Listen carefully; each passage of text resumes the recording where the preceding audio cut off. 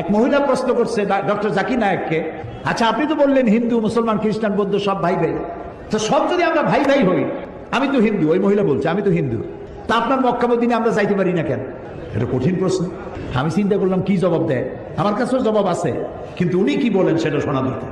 উনি জবাব দিলেন, বোন আপনার বাড়ি কই? কই তো ইন্ডিয়ায়। জন্মস্থান কোথায়? এখানে। আমার জন্মস্থান এখানে।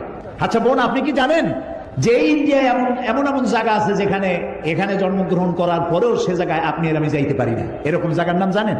কোন এরকম জায়গা থাকবে কেন? আমি ইন্ডিয়া জন্মগ্রহণ করছি, সব জায়গায় যাইতে পারি।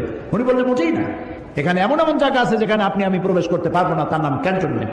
ক্যান্টনমেন্টে আপনিও ঢুকতে পারবেন না, আমিও ঢুকতে পারবো না।